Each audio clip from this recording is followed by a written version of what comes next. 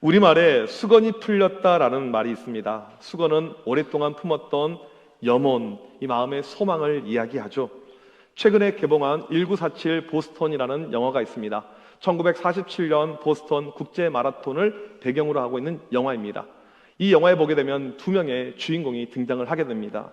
이제 여기 사진에 나와 있는 사람들이 주인공인데, 실제 인물은 1936년 베를린 이 올림픽에 금메달을 땄던 송기정 선수이죠. 우리가 다 아시겠지만 이 송기정 선수 얼마나 대단합니까? 일제 치하에서 금메달을 땄기 때문에 국민의 일약 스타, 영웅이 되고 국민의 한을 씻어줬던 그런 인물이죠. 하지만 정작 본인의 마음은 그렇게 많이 기쁘지는 않았습니다. 왜냐하면 일장기를 달고 뛰었기 때문에. 그가 이 금메달을 받기 위해서 이 단상에 올라갔었을 때는 일장기가 걸려 있었고 거기에는 일본 국가가 연주가 되었기 때문에 그렇게 기쁘지 않았어요. 송기정이 얼마나 대단한 사람이냐면 그때 받은 이 월계수 나무로 가지고 일장기를 가려버립니다. 이 시상대에서요. 이게 사진에 찍히죠. 그 다음에 국내에 돌아와서 일본 사람들에게 엄청난 핍박을 받는 가운데 영원히 마라톤을 할 수 없게끔 끝나버린 거예요. 이 송기정 선수의 마음 가운데 있었던 염원은 무엇일까요? 올림픽에 나가서, 국제대회에 나가서 금메달을 따는데 이 태극기가 달리고 그 다음에 애국가가 울려 퍼지는 것 아니겠습니까? 11년이 지났어요. 보스턴 국제 마라톤 대회가 열리게 되었습니다. 그런데 이때는요, 이 대한민국이라는 나라가 정식적으로 등록이 되어져 있지 않은 상태였습니다. 이 미국의 군정에 의해서 통치가 됐던 시절이에요. 상당히 어려웠던 시절이죠. 전 세계에서 가장 가난했던 시절 아닙니까? 이때 신윤복 선수가 보스턴에 가서 1936년에 송기정이 세계 신기록을 가지고 우승했는데 그 세계 신기록을 갈아치우면서 금메달을 따게 됩니다. 그리고는 드디어 전 세계 태극기가 보여지게 되고 이 유니폼에 코리아가 보여지게 되고 그 다음에 애국가가 울려 퍼지는 그 장면이 나오게 되죠. 자세한 건 영화를 보시길 바라겠어요. 보면 막 눈물이 나와요, 실제로. 그 순간에 송기정 선수의 염원이 풀린 거죠. 감독으로 실은 그때 함께 했거든요. 자기가 못다한 그 한들, 그 염원이 풀렸던 그 순간이고 우리 이 대한민국 동포들의 염원이 풀렸던 그 순간일 것입니다. 여러분, 우리 모두에게는 이런 염원들, 이런 마음의 수건들이 다 있습니다. 어떤 분들은 내가 지금 진행하고 있는 비즈니스, 내 사업이 좀 잘 되는 그런 수건이 있을 것이고, 이번에 수능을 보는 자녀들, 또 대학교 준비하고 있는 자녀들 보게 되면 그 입시가 잘 되는 그런 마음의 또 수건이 있을 것이고요. 아니면 좀 내 집을 장만해야 되는데 이런 어떤 수건들, 부모님이 좀 건강히 회복이 돼야 되는데 이런 어떤 수건들이 우리 모두에게 다 있을 것입니다. 오늘 말씀을 보게 되면 사도 바울의 수건이 등장합니다. 그것은 바로 로마에 가는 것입니다. 오늘 말씀은 이 수건이 드디어 풀리는 이 장면입니다. 그 장면은 14절 후반부에 이렇게 나옵니다. 그래서 우리는 이와 같이 로마로 가니라. 수건이 풀리는 장면, 드디어 로마로 향하는 장면이 나옵니다. 14절에서 우리가 주의 깊게 봐야 될 단어가 있어요. 로마에 그냥 가는 것이 아니고 이와 같이 간다고 나옵니다. 이와 같이라는 단어에 오늘 우리는 주목을 할 필요가 있습니다.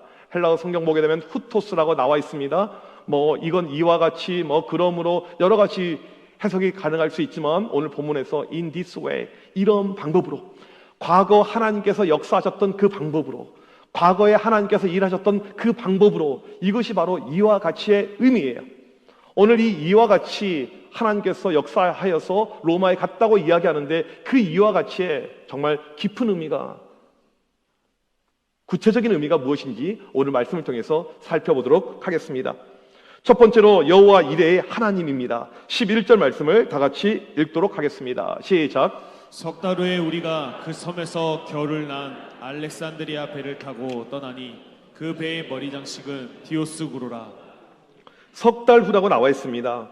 바울과 그의 무리들이 전체 276명이죠. 이 사람들이 멜리데에서 3달을 보내게 됩니다. 추운 겨울날은 배가 이 항해를 할 수 없기 때문에 여기서 시간을 보내게 됩니다. 그리고 겨울이 끝나고 대략 2월 중순쯤, 이때 276명의 사람들은 멜리데 섬에서 로마로 향해서 배를 타게 됩니다. 여러분, 이때 이들이 배를 타는데 그 배가 어떠한 배일까요? 오늘 말씀에는 알렉산드리아 배라고 나와 있습니다. 전에 바울이 탔던 배도 알렉산드리아 배죠. 아프리카 알렉산드리아에서 곡물을 가득 싣고 출발하는 그 배라는 뜻입니다. 전에 바울이 탔던 배가 어떻게 되었습니까? 유라굴로 강풍에 의해서 파손되었습니다. 그 배는 없어요. 그러면 오늘 배는 어떤 배냐고요? 이 배는 어떤 배냐면 바울과 그의 일행보다 먼저 앞서서 알렉산드리아에서 출항했던 배라는 거예요.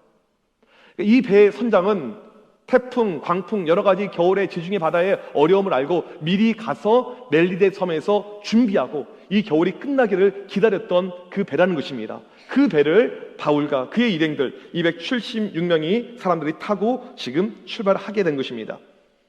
하나님께서 3달 전에 미리 배를 보내신 거예요. 나중에 바울과 그의 일행들이 탈 수 있게끔 하나님께서 준비를 해 주신 것입니다. 마치 유라굴로 광풍 그때 도저히 살 수 있는 방법이 없었잖아요. 하나님께서 한 섬을 준비해 주십니다. 멜리데 섬이었어요. 피난처라는 뜻의 섬이었습니다. 하나님께서 지중해 한가운데서 이렇게 섬을 준비해 주셨듯이 지금 로마로 가고 있는 이들에게 거대한 곡물선을 준비시켜 줬다는 것입니다. 우리 하나님은 이렇게 항상 준비하시는 하나님입니다. 아브라함이 100세에 낳은 아들 이삭을 데리고 모리아산에 가게 됩니다. 하나님께서 그 아들을 바치라고 했잖아요. 이제 아들을 죽여서 번제물로 드려야 되는데 아들을 죽이려고 하는 그 순간에 하나님께서 잠깐 아브라함아 내가 너를 위해서 제물을 준비해놨다. 그리고 양을 보여주십니다. 그때 나온 말씀이 여호와 이레 하나님께서 준비하셨다라는 뜻이죠. 내가 너를 위해서 이렇게 준비했다라고 말씀합니다. 우리 하나님은 늘 우리를 위해서 준비하시는 하나님이에요. 오늘 바울이 276명의 사람들이 예상하지도 못했던 배가 한 척이 준비되어져 있었습니다. 이게 바로 준비하시는 이와 같이의 하나님이라는 사실입니다. 두 번째로 보게 되면 주권자 하나님입니다. 11절 말씀 배를 좀 독특하게 묘사합니다. 그 배의 머리 장식은 디오스구로라. 이 디오스구로가 무엇이냐면 제우스의 쌍둥이 아들입니다. 제우스의 쌍둥이 아들의 이름이 카스토르와 폴룩스인데 이들은 기병대의 전투를 돕는 신이고 공경에 처한 선원들을 돕는 신이에요. 쉽게 말하면 바다의 수호신이 이 신의 이름이라는 것입니다. 바다의 수호신, 그리스의 신이 지금 배 머리 앞에 붙여져 있는 거예요. 여러분, 바울이 지금 배를 탑니다. 바울의 입장에서 그 수호신 우상을 보는 순간에 기분이 어떠할까요? 좋을까요? 제가 등산을 하게 되었습니다. 그런데 밤이 캄캄해지는데 길을 잃게 되었어요. 저만 길을 잃은 것이 아니고 저랑 같이 함께 하진 않았지만 옆에 있었던 모든 사람들이 같이 길을 잃게 된 거예요. 그 사람이 한 10명이 됩니다. 핸드폰이 안 터지네요. 비가 주룩주룩 내리게 됩니다. 그 산에는 맹수가 살아요. 이 밤이 되게 되면 저체온증으로 사람들이 죽을 수도 있습니다. 그런 어려움의 상황, 길은 없어요. 아무것도 보이지 않습니다. 제가 무릎을 꿇고 기도합니다. 하나님, 우리에게 길을 보여주옵소서. 그런 가운데 하나님께서 길을 보여주신 거예요. 그리고 제가 그 사람들에게 여러분 걱정하지 마세요. 저를 따라오게 됩니다. 저를 따라오게 되면 됩니다. 그리고 이 사람들이 저를 따라오게 되는데 길이 열리게 되는 것이고 큰 길이 나와서 이제 이들이 다 구출이 될 수 있는 상황이 발생한 것이에요. 이제 가정을 이야기하는 거예요. 네, 가정을. 이런 걸 경험한 것이 아니고. 근데 이제 마지막 큰 길로 나왔는데 거기에 뭐가 있냐면 사찰이 있어요. 절이 있습니다. 이 절을 통과해서 이제 택시를 타고 가면 되는 이런 코스인데 절을 통과하는 그 순간에 함께 있던 이 사람들이 나무 아비탑을 부처님 감사합니다. 그러고 있어요. 여러분, 만약에 제가 그 상황을 목격했다면 기분이 어떻겠습니까? 상당히 좋지 않죠. 지금 바울의 모습이 이런 상황이라는 것입니다. 유라굴라 광풍으로 2주 동안 지중해 배가 표류하게 되었고 극적으로 피난처 대신 하나님께서 멜리데 섬을 준비해 주셨습니다. 그 섬에서 그냥 머문 것이 아니고 3달 동안 호의호식 편안하게 정말 잘 쉴 수가 있었습니다. 하나님이 모든 것을 다 준비시키셨고 지금은 로마로 가는 배까지 준비해 주셨어요. 그런데 그 배에 뭐가 있습니까? 디오스구로가 있어요. 우상이 있습니다. 배를 타고 있는 많은 사람들 가운데 그 우상을 보면서 그리스도 신을 보면서 우리의 수호신이 우리를 지켜주셨네요. 그렇게 말한 사람이 분명히 있었을 것입니다. 그런데 바울은 아무렇지도 않아요. 우상을 이야기하든지 말든 사람들이 우상을 믿든 말든지 신경 쓰지 않고 있습니다. 바울은 누구보다 우상을 많이 봐온 사람이에요. 특별히 바울이 전도하셨을 때 에베소에서 이 아데미라는 이 여신이 아주 유명한 동네가 아닙니까? 아데미 신을 너무나도 많은 사람들이 숭배하게 됩니다. 아데미는 얼마나 그 신상이 컸는지 세계 7대 불가사의 중에 하나였어요. 그 우상의 나라에서, 우상의 도시에서 바울이 뭐라고 이야기합니까? 사도행전 19장 26절에 사람의 손으로 만든 것은 신이 아니다. 이건 신이 아니다. 우상이 아무리 있어봤자 하나님이 역사하신다, 주권자는 하나님이시다, 그거 신경 쓸 것이 없어 라고 이 바울은 이야기를 했습니다. 남들이 난리를 치고 우상을 믿건 말건 바울은 신경 쓰지 않았어요. 하나님은 한 분이시고 주권자가 되시는 분은 하나님뿐이다 라는 것이었습니다. 그래서 나는 전에도 이런 우상이 있건 말건 신경 쓰지 않고 내 갈 길을 갔는데 오늘도 마찬가지다. 배 우상이 있건 말건 상관없어 라고 바울이 그냥 길을 갑니다. 자기 길을 가는 거예요. 여러분, 우리나라 사회를 보게 되면요, 우상이 얼마나 많은지 모릅니다. 얼마나 많이 미신들이 있는지 몰라요. 최근에 나온 이 책 가운데 2050년 한국 사회를 예측하고 있는 기독교 서적이 있습니다. 지금 이 기독교, 이 종교가 계속 감소하고 있거든요. 근데 기독교만 감소하는 것이 아니고 실은 불교와 천주교는 더 많이 감소하고 있어요. 더 이상 기독교, 불교, 천주교, 이른바 고등종교라고 하죠. 이 종교를 사람들이 믿지 않게 됩니다. 젊은 세대일수록 이 현상이 커지게 돼요.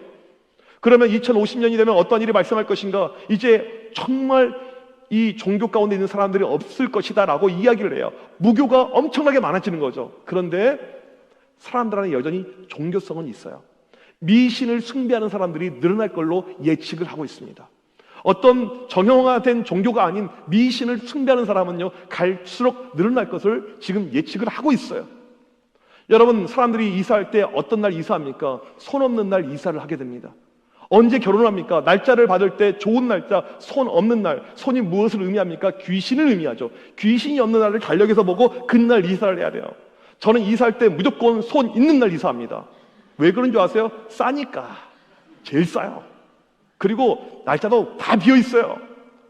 세상은 미신을 믿든지 말든지, 귀신을 믿든지 말든지 우리는 하나님을 믿으면 되는 것입니다. 여러분, 무조건 손 있는 날 이사하시길 바랍니다. 손 있는 날 무조건 결혼식 하세요. 살아계신 하나님, 절대 주권자 되신 하나님을 믿고 살아가는 우리의 모습인 것입니다. 바울은 지금 우상이 있건 말건 전혀 신경 쓰지 않고 주권자 되신 하나님을 믿고 의지하고 나아가는 것, 이것이 바로 이와 같이의 하나님이십니다. 세 번째로 카이로스의 하나님입니다. 오늘 말씀을 보게 되면 바울의 로마의 이 여정이 잘 나와 있습니다. 지도를 보게 되면 12절에 수라구사에서 사울을 보내게 됩니다. 수라구사는 지중해에서 가장 큰 섬인 이 시칠리아에 위치하고 있습니다. 13절에 레기온에 가서 하루를 정박합니다. 이튿날 보디올에 도착을 하게 됩니다. 고대 로마의 외항은 보디올입니다. 이제 실질적인 항해는 다 끝난 거예요. 이제 보디올에서 걸어서 200km 가게 되면 로마라는 도시가 있게 되는 것입니다. 우리 14절 말씀을 같이 한번 읽어보겠습니다. 시작. 거기서 형제들을 만나 그들의 청함을 받아 이래를 함께 머무니라. 그래서 우리는 이와 같이 로마로 가니라. 거기서 즉 보리올에서 바울이 7일간 머물게 됩니다. 바울의 호송을 담당하고 있었던 율리오는 사람이 참 괜찮은 사람이었어요. 바울을 일반 죄수로 취급하지 않았습니다. 이 보리올에 바울을 반기는 성도들이 많이 있었거든요. 왜 있었을까요? 바울이 전도 여행을 할 때 고린도에서 로마 성도들을 향해서 편지를 썼습니다. 그게 바로 그 유명한 로마서 성경 말씀이죠. 이 로마에 있는 성도들이 그 말씀을 읽고 보고 듣는 가운데 엄청난 은혜를 받았고 이 복음이 무엇인지를 확실하게 깨닫게 되었습니다. 그런 가운데 바울이 로마로 온다는 소식을 알고 듣게 된 것입니다. 그래서 지금 마중 나온 거예요. 율리오는 바울이 성도들과 함께 할 수 있도록 일주일의 시간을 줍니다. 그렇게 일주일을 보내요. 그 다음에 나오는 문구가 있습니다. 성경을 잘 보셔야 돼요. 이래를 함께 머무니라. 7일이 지났습니다. 그 다음, 그래서 우리는 이와 같이 로마로 가니라. 이제 걸어서 로마로 간다는 이야기입니다. 여기 보게 되면 이와 같이가 나오는데 14절에서 이와 같이의 의미가 무엇인지 아십니까? 시간의 지연을 의미해요. 시간의 딜레이를 이야기합니다. 지금 공물을 싣고 있는 이 알렉산드리아 배는요, 빨리 가야 됩니다. 시간은 돈이에요. 빨리 가야 되는데 시간이 11일이나 딜레이가 된 거예요. 바울을 지금 끌고 가고 있는 율리오 역시 빨리 로마로 가야 되는데 시간이 계속 딜레이가 되고 있습니다. 이 딜레이를 가리켜서 이와 같이라고 이야기를 하고 있다는 사실입니다. 그간 바울의 사역을 어떤 모습을 보게 되면요, 본인이 생각했던 타이밍 가운데 어떤 하나님의 일하심이 일어났던 것이 아닙니다. 참 이게 신기하죠. 이 바울이 예루살렘에 들어갈 때 거기서 하나님의 놀라운 일하심과 역사하심을 예상했는데 아무것도 하지 못하고 사람들의 고소에 의해서, 유대인들에 의해서 가이사라 감옥에 들어가게 됩니다. 그리고 그 감옥에서 2년을 보내게 돼요. 아무것도 못해요. 감옥에서 이제 나와서 로마로 가야 되는데, 로마로 호송이 돼야 되는데 선장과 선주가 빨리 가려고 준비했었습니다. 겨울 되기 전에. 그런데 이 배가 태풍을 만나게 됩니다. 광풍 가운데 2주를 이 지중해에서 이 배가 표류를 하게 됩니다. 그 다음에 멜리데 섬에서 3달을 보내게 됩니다. 이제 이탈리아 대륙에 왔는데 여기서 11일을 보내게 됩니다. 모든 시간이 계속해서 딜레이가 되고 있어요. 바울은 이 딜레이 되고 있는, 지연되고 있는 이것을 가리켜서 이와 같이라고 이야기를 하고 있습니다. 여기서 말하고 있는 이와 같이, 이것은 하나님의 때를 이야기합니다. 헬라어의 하나님의 때, 하나님의 타이밍을 카이로스라고 이야기를 하죠. 하나님의 때, 카이로스라고 이야기를 하는 것입니다. 하나님은 하나님의 때 일을 하신다는 거예요. 우리가 생각하는 그 타이밍이 아닌 하나님의 때, 하나님의 타이밍 때 반드시 역사하신다는 사실입니다. 우리가 이번에 새생명 축제를 놓고 전도를 준비합니다. 작정한 태신자들이 있어요. 여러분 남편일 수도 있을 것이고, 자녀들일 수도 있을 것이고, 친지들, 식구들, 때로는 동료들, 친구들 다양할 것입니다. 여러분, 우리가 전도할 때 왜 힘듭니까? 무엇이 우리 가운데 두려움으로 찾아옵니까? 해도 안 되거든요. 해봤거든요. 사람들이 싫어하거든요. 반발이 크거든요. 안 됐거든요. 좀 이야기하면 교회로 와야 되는데, 그렇게 기도로 준비했으면 와야 되는데, 이런 사람들의 어떤 역사가 없어요. 그럴 때 우리는 포기하려고 합니다. 여러분, 우리가 포기하지 않아야 될 이유가 무엇입니까? 하나님은 하나님의 때 일을 하세요. 그때는 아무도 몰라요. 하나님은 하나님의 타이밍을 지금도 찾고 계십니다. 그래서 우리가 힘써서 일을 해야 되는 것이죠. 무디가 이 세계적으로 얼마나 많은 사람을 전도했습니까? 그렇게 많은 사람을 전도했는데 자기 친구 몇 명을 끝까지 전도하지 못했어요. 그리고 그가 죽게 됩니다. 사람들이 볼 때 이 무디의 전도는 실패라고 생각할 수가 있겠지만, 무디가 죽은 다음에 이 친구들이 하나님께 온 것이에요. 하나님의 놀라운 타이밍이 있는 것입니다. 그게 바로 카이로스의 하나님, 타이밍 가운데 역사하시는 하나님이라는 사실입니다. 바울은 그토록 빨리 로마에 가기를 원했지만 하나님은 하나님의 때 그를 로마에 보내셨습니다. 카이로스의 하나님, 이게 바로 이와 같이의 하나님이라는 사실입니다. 네 번째로 동역자들을 보내주시고 있습니다. 시간이 좀 늦었지만 이제 보리올에서 육로로 200km 떨어진 로마로 가야 됩니다. 바울이 한참 가고 있는데 생각지도 않은 무리들, 이 바울의 동역자들을 여기서 만나게 됩니다. 15절 말씀을 같이 한번 읽어보도록 하겠습니다. 시작. 그곳 형제들이 우리 소식을 듣고 아비오 광장 트레이스 타베네까지 맞으러 오니 바울이 그들을 보고 하나님께 감사하고 담대한 마음을 얻으니라. 로마에 있는 성도들은 바울이 온다는 사실을 알고 두 계절로 흩어져가지고 바울을 맞이하기 위해서 출발을 한 것입니다. 아비오 광장, 로마에서 65km가 떨어져 있는 곳입니다. 이들은, 이쪽 무리의 사람들은 벌써 3일 전에 출발한 거예요. 3일간의 이 거리가 되거든요. 그리고 여기서 바울을 맞이하고 있습니다. 트레이스 타베르네, 세계의 여인숙이라는 뜻의 이 동네입니다. 로마에서 50km 떨어진 곳인데 이들은 이틀 전에 출발해서 여기서 바울을 기다리고 있어요. 바울이 이런 광경을 지금 기대나 했을까요? 여러분, 지금 바울의 마음이 어떠할까요? 바울의 이 수고는 무엇입니까? 로마에 가는 거예요. 로마에 왜 갑니까? 놀러 갑니까? 관광을 갑니까? 그게 아니죠. 복음을 증거하기 위해서, 예수님을 알리기 위해서 바울이 로마에 가는 것입니다. 그러면 한쪽에 성경책을 끼고 전도지를 준비해서 가야 되지 않습니까? 상상도 못했어요. 이렇게 끌려갈지, 죄 예수의 신분으로 갈지, 가서 어떻게 복음을 증거해야 될지 바울의 마음이 얼마나 답답했겠습니까? 그러니까 이 바울의 마음이 무거운 거죠. 무거운 마음을 가지고 이 바울이 지금 육로로 걸어가고 있는데 생각지도 않게 지금 성도들을 보는 거예요. 로마의 성도들이 바울님 하면서 지금 등장을 한 것입니다. 한 명, 두 명도 아니에요. 수많은 사람들이 3일 길을 걸어와서 준비하고 있었고 이틀 길을 와서 준비하고 있었던 그 성도를 만나는 거예요. 그 마음이 얼마나 녹아지고 힘이 생겼겠어요. 와, 하나님이 살아계시는구나. 하나님께서 여기까지 이렇게 준비하시고 동역자들이 예배해 놓구나. 이 바울이 하나님을 향한 감사의 마음을 가지고 믿음의 담력을 가지고 걸어간 것을 우리가 알 수가 있습니다. 이탈리아 땅에 도착해서 무려 일정이 11일이나 딜레이가 되었습니다. 11일 딜레이가 되었어요. 율리오는 왜 바울에게 7일간의 또 이렇게 휴가 같은 시간을 주었을까요? 바로 하나님의 카이로스 타이밍. 이게 딜레이 됐기 때문에 그 타이밍에 믿음의 동역자들을 이곳에서 정확하게 만날 수 있었다는 사실입니다. 다소 무거운 마음으로 로마에 들어가는데 믿음의 동역자들이 나와서 기다리고 있습니다. 바울에게는 힘이 생겼고 담대한 마음이 생긴 것입니다. 우리 하나님의 일하심의 방법을 보게 되면 늘 우리로 하여금 홀로 일하지 않게 하십니다. 목사로서 절대 홀로 두지 않습니다. 동역자를 늘 붙여주시죠. 여러분 목장에서, 여러분 또 교회에서, 여러 간 기관 부서에서 보게 되면 늘 동역자들이 있습니다. 결코 혼자가 아니에요. 홀로 일하는 여러분의 여건과 환경이 아닙니다. 우리는 알지 못하지만, 보지 못하지만 반드시 거기에 동역자들이 있어요. 엘리야 선지자가 갈멜산에서 이 우상을 숭배했던 바알과 아스라의 선지자들을 다 무찔리고 하나님의 살아계심을 증거하고 증명했습니다. 모든 국민들이 보았어요. 그 순간에 엘리야 선지자는 이제 하나님의 역사가 이 땅에 임하겠구나, 부흥이 임하겠다라고 생각했지만, 그때 왕의 부인이었던 이 이세벨이 엘리야처럼 죽여라고 명령합니다. 엘리야가 깜짝 놀라죠.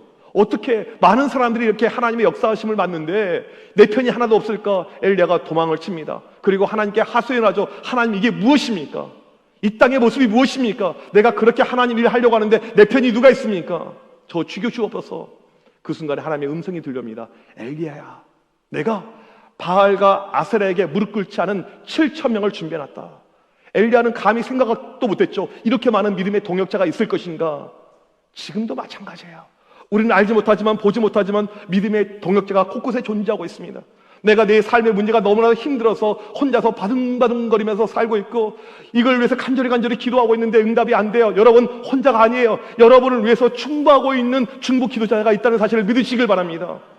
이번에 누군가를 전도하려고 그렇게 애를 쓰는데 잘 안 됩니다. 여러분, 그 한 영혼을 놓고 여러분만 애쓰고 있는 것이 아니고 동일한 인물을 놓고 이쪽 저쪽에서 같이 사랑해서 함께 애쓰고 있다는 사실을 믿으시길 바랍니다. 바울은 엄청나게 많은 하나님의 사역을 감당했습니다. 그런데 그때마다 늘 동역자들이 있었어요. 하나님은 우리가 혼자 기도하도록 내버려 두지 않고 혼자 전도하도록 내버려 두지 않습니다. 동역자를 붙여주신 거예요. 바울이 홀로 1차, 2차, 3차 전도여행을 한 것이 아니고 홀로 로마로 간 것이 아닙니다. 때를 따라 하나님의 도우시는 손길들이 그에게 있었어요. 바울이 홀로 갈 때 필요하면 바나바를 붙여주셨고, 바울에게 디모데를 붙여주셨고, 브루스길라, 아굴라길라 부부를 붙여주셨고, 지금도 로마로 가는 그 배에 누가가 있었고 아리스다고가 있었고, 여기서 그치지 않고 로마로 가고 있는 그 마지막에 도보의 길 가운데 거기서도 믿음의 형제들을 만나게 되었습니다. 하나님은 우리를 결코 홀로 두지 않습니다. 반드시 우리에게 돕는 손길, 동역자를 주는 사실을 믿으시길 바랍니다.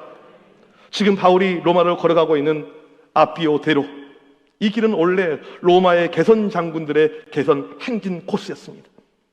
전쟁에서 이기고 이 장군들이 멋진 모습으로 행진하는 그곳이 바로 이 아비오 대로였습니다. 지금 여기를 바울이 걷고 있어요. 홀로 걷는 것이 아니고 믿음의 형제들과 같이 걷고 있습니다. 얼마나 신났을까요? 얼마나 기쁠까요? 이제 로마는 우리 것이다. 하나님께서 역사하실 것이고 하나님의 놀라운 일하심이 있을 것이다.